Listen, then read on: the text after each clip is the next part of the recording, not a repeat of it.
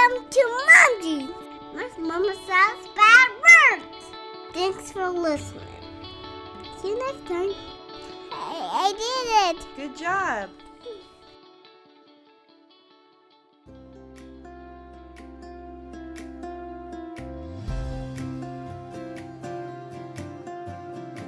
Finding the right jeans is hard. Accepting your jeans is even harder. Whether you wear boyfriend or bootcut, high-rise or low-rise, this podcast will teach you to love the jeans you are in. I'm Rachel. And I'm Tina, and we're going to use modern research to bust diet myths and get real about body after baby. We're going to take you on a journey of unpacking your old beliefs about food and weight so you can learn to nourish your body and raise body-confident kids. So put your booty in a chair and let's talk mom jeans.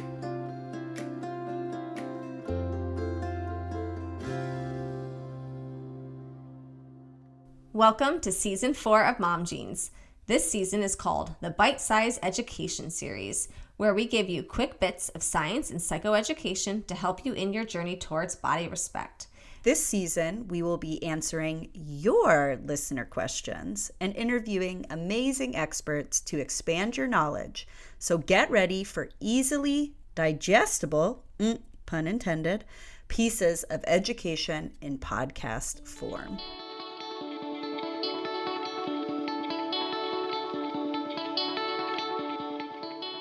All right, welcome back to another episode of Mom Jeans. We are in our Bite-Size Education series, and we are going to touch on a listener question today and hopefully give a couple little nuggets and bites of education in the process. I love the puns here. We're giving bites in our Bite-Size Education series. Here we go. Oh, we're so funny.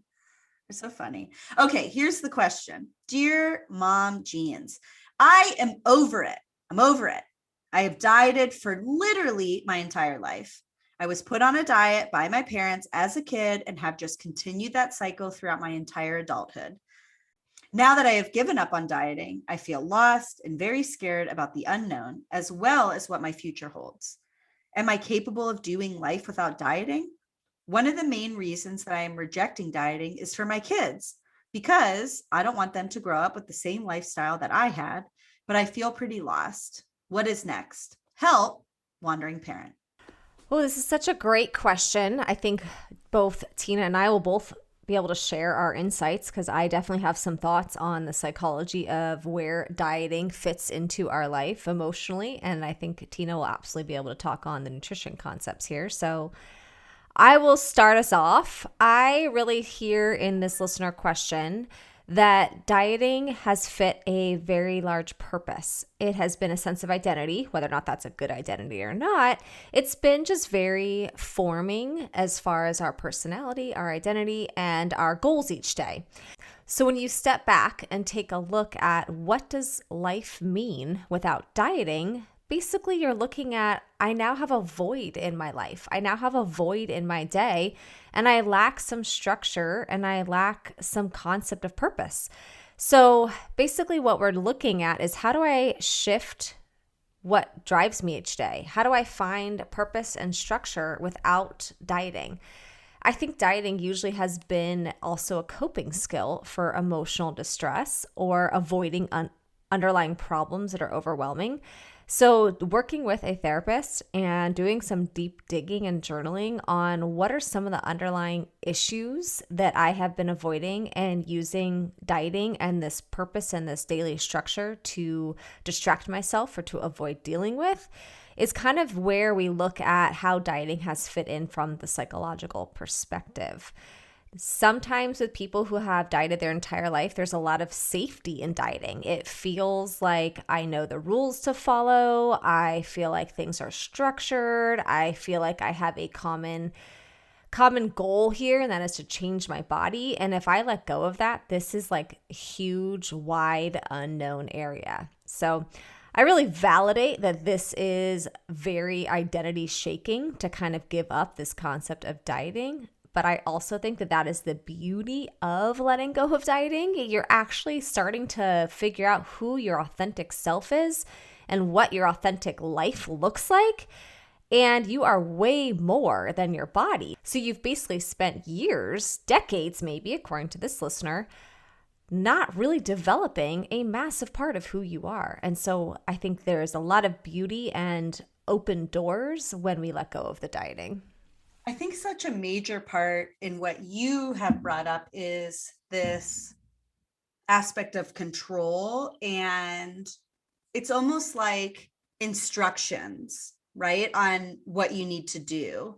And let's say those instructions were given to you as a kid, right? Like, this is how much you eat. This is when you eat. This is when you stop. These are foods that you can have. These are foods that you can't. Whatever that diet has looked like, you have been trained to follow these instructions. And so for this parent that's writing in, they have been taught these instructions from such a very young age. And what my heart hurts for this person, because what I hear in that is that they weren't given the chance to learn how to trust themselves. It's not even how to trust their body, but how to trust their intuition, how to trust choices and cravings and everything that comes along with body attunement. And so it really makes sense then, as an adult, when you've been following these instructions and that those instructions are now thrown in the trash, why you're confused. And so if you're finding that you're really confused, hey, it makes sense. I think another point that Rachel was bringing up was really like, who are you without dieting? Who are you without these set of rules or instructions? I think one thing that I find with a lot of my clients is like, okay, I'm rejecting the diet mentality. I'm on board for this, anti-diet, weight inclusive philosophy, but I don't know what to do with myself. I don't have hobbies. I don't have really genuine friendships. I don't trust my body. I don't know how to eat. And so this massive question mark and the, unknown is terrifying. And I understand that. And so it really is just going to take some time. And I really would encourage support, because we can't do this process alone, especially if you had been following these instructions as a kid and now as an adult are entering into this freedom unknown land for the first time ever. I think you bring up a good point, which is the hobbies. I think dieting can become a hobby. Like, every night you're thinking about your meal plan and you're focusing on recipes and you're going to the gym or exercising or whatever. And very often people kind of come to me and we have a conversation about, I want you to make a list of who you are, what you care about, and what in your life you want to improve or change or just explore, but nothing about your body or movement or exercise or weight can be on your list. And the list is very hard sometimes for people to come up with, because their entire life has revolved around this chronic dieting and physical change, improvement, quote unquote, is what people usually think it's called. But it's really this kind of obsession and fear of what happens if I let go. In the listener question, kind of the beautiful thing that I hear is that there's some external motivation here, which is the kids, right? Like, hey, there's this bigger motivation of, I'm really trying not to pass on this diet legacy to my kids. And so this is really motivating for me to do the work, because guess what? It's going to be really hard. There's going to be points where you're like, this doesn't really seem like I'm reaping any benefit. Right? Because I'm uncomfortable. Maybe my body is changing. I don't feel like I'm connected to my body. There's so many different, learning points. But if you can come down to this greater purpose, which is, yes, I'm doing this for myself, but ultimately I'm doing it really for my kids as well. So they don't have to be my age and relearning all these things over again. Kids are definitely a great motivator, and often we are more motivated to change things for the sake of our kids than for ourselves. So that is also something else to process in therapy. All right, give us the nutrition angle here, Tina. Well, yeah. So I think that some things I was going to bring up, like, okay, these are some topics that people will come into session about if they're and wanting to talk about. If they're like, okay, I'm ready to reject the diet mentality. What do I do first? And so some things that I first like typically inquire about is like, well, what's your current relationship with food like? What are some struggles? What are some positives? What do you feel like you want to work on? And a lot of people will basically not really know what they like to eat. They can't connect to their hunger, fullness. They don't know how to listen to their body. They don't trust their body. They're extremely fearful of weight changes. And they don't know how to feed themselves or their family. And so we can work on really tangible aspects of that. Like an example could be like, let's make sure that you're eating throughout the day, every couple of hours, macro balance, carbs, proteins, fats, colors, that you're hydrating. Is it appropriate to engage in gentle movement? Are you tuning into your body and leaving space for eating? Or are you eating on the go? Like, there's just kind of these really basic frameworks. But while that can all really exist, people can still manipulate that. They can still eat frequently throughout the day, but still be engaging in the diet mentality, which is, I'm still following the rules, right? I'm still counting the calories, counting the points, eating super safe things, not allowing myself to eat foods that are satisfying or that I'm craving or that are for emotional purposes, right? And so I think like with that, we have to dig deeper and debunk all the myths, all the distortions, dig into the concepts, honor true value systems around the food. And so with that, I could literally see someone in session for years and we would have stuff to talk about because there's so much information out there that's distorted. And I'm sure there's so much information that has been projected onto us that they're really this therapeutic work in regards to nutrition and body and movement can take. I could literally meet with someone for the rest of their life if needed, right? Like there's so much to talk about. That's what I was hearing when you were talking. Like you gave such a lovely long list of all these new theories and mentalities to kind of embrace. But I think for someone who has relied on structure and rules, there's nothing concrete in the list you gave. They're kind of like, okay, and now what?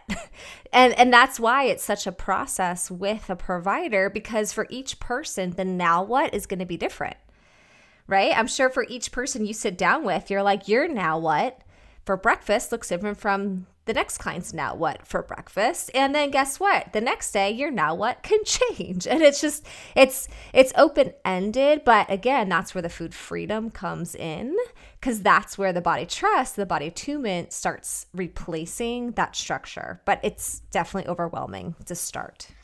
For sure. I mean, we're talking about learning to trust your body. Yeah. Right? It's when like diet culture has said, you can't trust your body. You can only trust numbers, food labels, food macronutrient things. But I think about any relationship, okay? And this is what it is. You were in a relationship with your dieting self, okay? And we can call that Ed or whoever, right? Name it. Call it something. Dieting self. And you kind of came to terms that like, that relationship is terrible and I'm ready to break up with that relationship. I'm over it because it keeps telling me to trust it and I've been trusting it and I continue to be miserable. So I'm done. Bye, breaking up with you. And now you've started this other relationship with your new self, your healthy self, recovered self, whatever, name it, call it something. But guess what? You don't trust each other. Your body doesn't trust you. You don't trust your body. You don't trust signals, whatever it may be. There's no trust built. And it's really hard. Think about any new relationship that you've ever started, where it's like, you'll be calling friends, like, this person hasn't texted me back. Like, what does this mean? Or what does this text message mean? They said this, do they mean this? Or they said they're going here. Should I believe that? Should I not? Like, there's so many question marks in just our normal friendships or romantic relationships or with our kids, whatever. And so I think we're doing the same thing with our body. But the only way to really develop this relationship trust is by practice and by giving the opportunity to actually develop trust, which means that you're going to have to experiment with your body a little bit, and your body's going to experiment with you a little bit. So it's going to send you signals and see if you honor it. And if you don't, then those signals might become confusing. And you need to be able to honor these signals and putting trust in your body that it has your back. It's just going to take time. It isn't this really rigid system. It's very, very gray, which I understand is so scary. So if someone is letting go of some of the structure and rules of dieting, and I get that a lot of the concepts we're introducing are more open-ended, are there any little concrete type homework assignments or any little other alternate structures that anyone could start exploring? Yeah. So I think that support is necessary, right? Because doing this alone is really hard. So obviously my first suggestion is working with anti-diet, weight inclusive dietitian that, is really trained in this area. But if that is not a resource for you, then possibly looking into some support groups or really some friends that hold the same value systems as you. But what you would actually do, and I had talked about this a little bit earlier, but what you would do with a dietitian is really, kind of explore what's going on. And so these little tiny structures could be something along the lines of like building a foundation around food. So eating consistently, eating that macro balance, making sure that you're hydrated. What would your movement look like? How do you make meals again? What do you even like to eat? What don't you like to eat? What are things that you typically crave? Do you like dessert? Do you let yourself have dessert? What is your family like? There's so many angles here that are like really tangible things. And a lot of them are really just questions, right? And so I think, again, it's like getting to know yourself, getting to know your body, learning these signals. It's all really important. And it first starts with these really open-ended questions. Another important angle is honoring your body. But we have to ask questions to our body. We have to check in with our body. And so one awareness point is going to be learning our hunger and fullness. Now, I know we had talked about the different types of hunger in an earlier episode, and so that might be really helpful to go back and kind of see. But there's also those angles of logical, emotional, and physical fullness. And so it's really tapping into, what is my body telling me? Am I hungry? Am I full? Am I neutral? And when do I honor those signals? And what does that sound and look like? And so really, the first step in really building this connection is coming in with curiosity and awareness. So creating the space and time to be able to check in with your body and get to know these signals. I feel like it's like the kid that cried wolf, where like, the kid's like, there's a wolf up here. And, we all know that story, right? The kid's lying. And then eventually when there was an issue, blah, blah, blah, whatever. And so this is kind of what's happened to your body. Your body has been like, I'm hungry, I'm full. And you're like, I don't care. I'm following the instruction manual. And eventually the signals get really confusing. The volume knobs are all tweaked. No one's on the same page or communicating the same language. But what ends up happening with this slow down, this awareness building, this curiosity, is that eventually you start speaking the same language as your body. Your body's been speaking one language all along, and you've been reading the instruction manual and no one's lining up. But what ends up happening is you're like, oh, wait, I understand that a little bit more. Okay. I don't know if I can speak it, but I can kind of hear it and try to listen to it a little bit more. And then eventually that trust is built. you start recognizing hunger, fullness signals, you start trusting it, and then eventually you and your body are on the same page, speaking the same language, and you can really start to move forward in this body attunement piece. I like the simplicity of going, there's hunger and there's fullness, and your body's trying to talk to you. And how can you kind of just go back to some of those basics? All right, to close up, I'm going to briefly touch on weight, because I know people are saying like, okay, I'm going to give up dieting. I feel fine. I can have food freedom, but, major but, only if my weight doesn't change, right? And like, ooh. Yes. Like, can you promise me my weight's not going to change? And you're like, no, that's still the diet mentality, though. And you know what I say? I say no. There's no promising. I have no magic wand to know what your body's going to do. And here's where the full surrender comes in and the body trust comes in. And this is why I say I literally could talk to people for years and years and years and years and years about this, because so much stuff comes up as we start to really dive deeper into the core concepts. And so briefly, I'm going to say weight is a symptom, not an action, right? And so a lot of times, let's say you started dieting at a young age, people really lock onto this body shape, body number, or the fact that like they've really never let their body come to a really peaceful place, to a place that it's supposed to be. They've always tried to micromanage it and control it. And so what typically is going to happen is that there is going to be body change through this recovery process, through this diet rejection process. That may mean weight gain. It may mean that your weight stays the same, but your body shape changes, right? Like, I just don't know, but I think it's recognizing that the weight, the body changes. This is all a symptom of something bigger. And so if the something bigger is the fact that you're engaging in more body connection, you're having a better relationship with food and movement and your body, that the change is needed. The change is a positive, even though it may feel uncomfortable. There's no way that you've like permanently damaged your metabolism, right? Your metabolism is working because it needs to work for you to survive and your heart to pump and your lungs to breathe and your body to flow blood. But what a lot of people forget is that you've been engaging in dieting for 10, 20, 30 years. There's no way that your body is going to be the same as 30 years ago. You're going to be a different shape, different size, different muscle structure. And so it isn't that your metabolism is changed, it's that, or that it's damaged, it's that you got older, right? And so your body, your hormones, all the things I stated before, it's changed. And that's okay.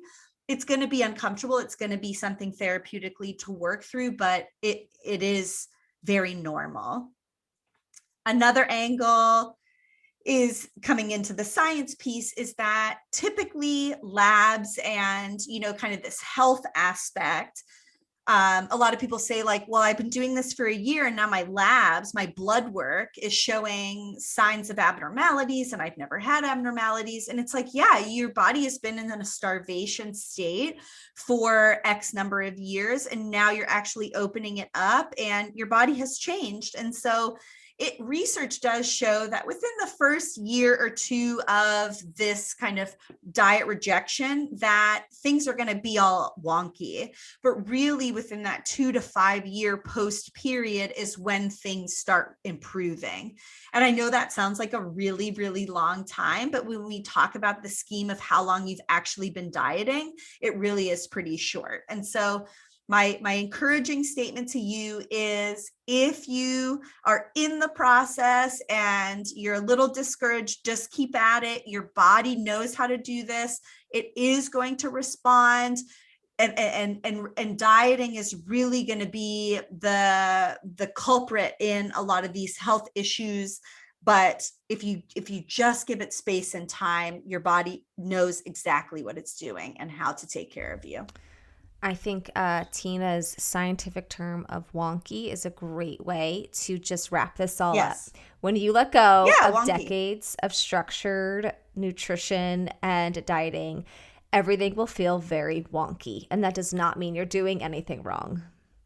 as we wind up, I want to kind of go back to the concept of how this dieting fit into your life in a way that felt comforting. So I think a journal prompt I would love for people who are listening and relate to this to maybe do is, how has a dieting food structure been reliable when life is unreliable or nutrition is overwhelming? And what steps you need to take to look at letting go of having food and nutrition be your structure and increasing self-care or introspection in order to develop a new sense of mindfulness and emotion regulation.